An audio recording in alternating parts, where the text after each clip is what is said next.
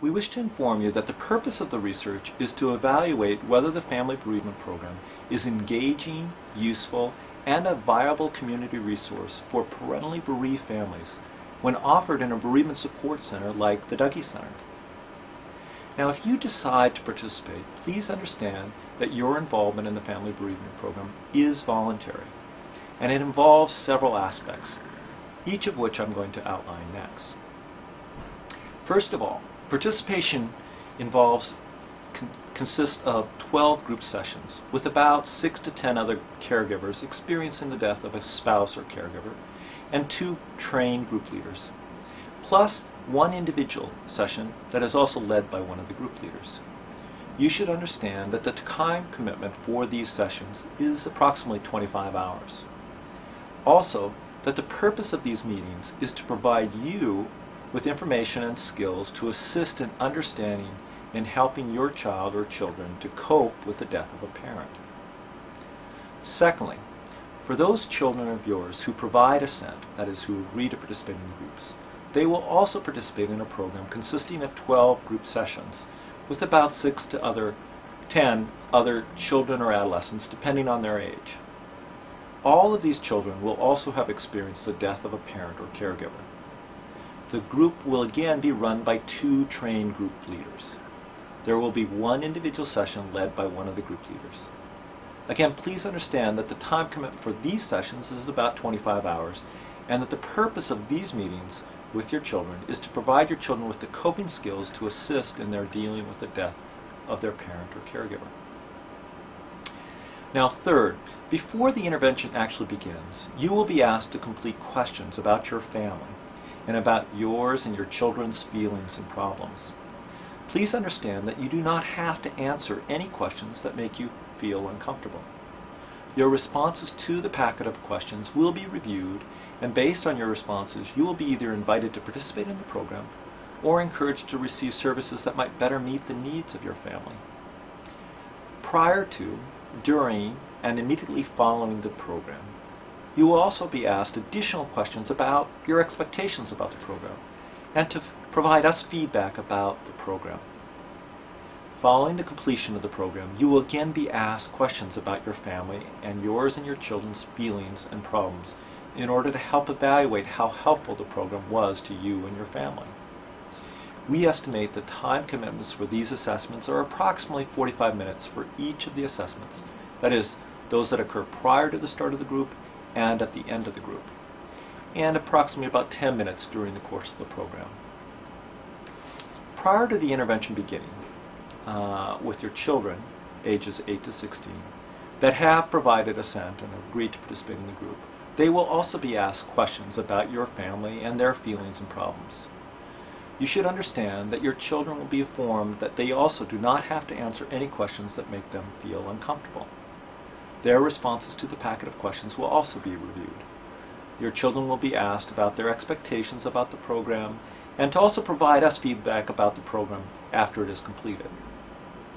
Following the completion of the group or the program, they will again be asked questions about their feelings and problems in order to help us evaluate the program, how helpful the program was to them. Again, we estimate that the time commitments for these assessments to be approximately 45 minutes, and then that those assessments will again occur prior to the start of the group and at the end of the group.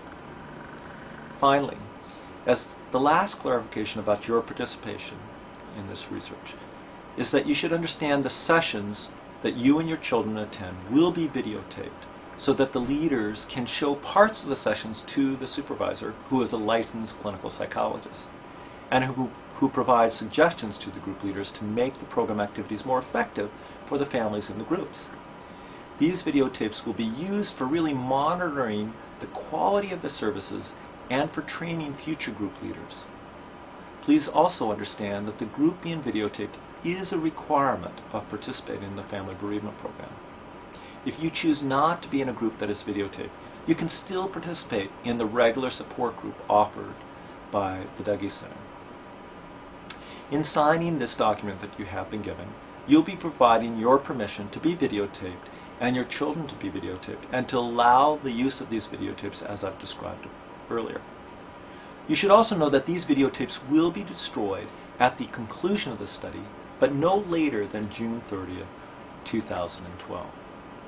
Now, with any research project, there are some risks, and you should understand that the only foreseeable risk of negative effects for you and your children from participating in this study is the psychological discomforts that may come from talking about stressful experiences.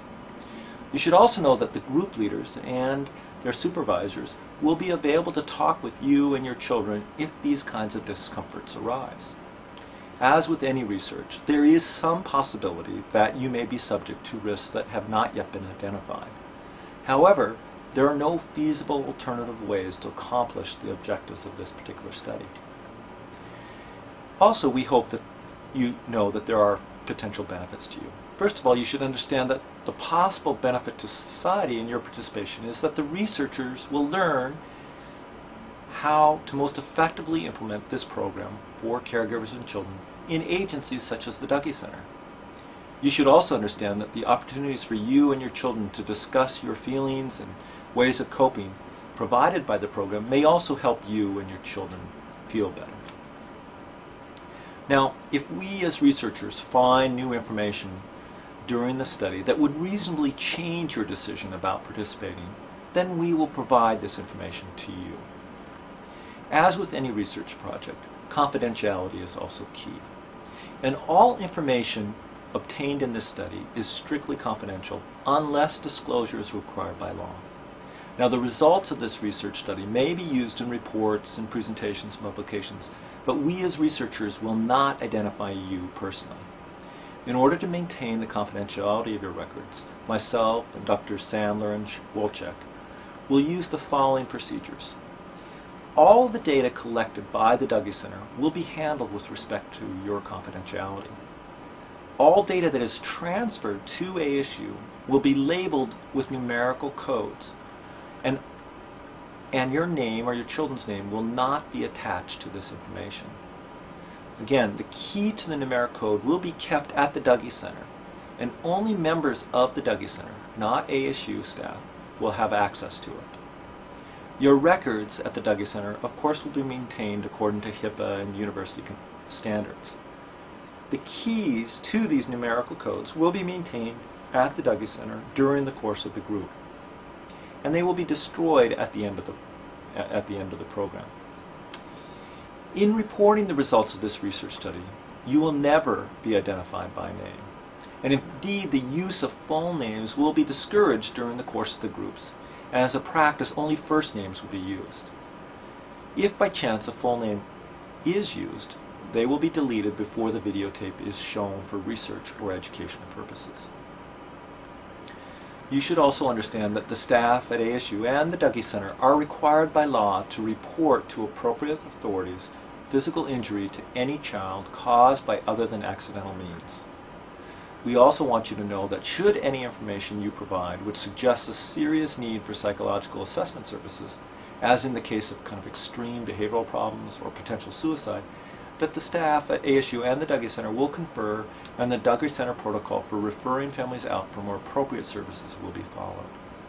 Now, this might include an immediate assessment of risk to help determine what services may be most helpful to you and your family. As in any research project, you have the rights to withdraw your participation. And I want you to understand that it is okay for you and your children to say no to participating in this study. Even if you say yes now by signing the consent form, you are free to say no at a later time, and you should understand that you can withdraw from the study at any time. You should also understand, if you agree to participate in this study, that your consent does not waive any of your legal rights. However, no funds have been set aside to compensate you in the event of injury. Now, except for the circumstances mentioned above, or earlier, all the information gathered and the research study records will be kept confidential unless you authorize their release or the records are required by law. You should also know that the research in which you will be participating does not involve more than minimal risk.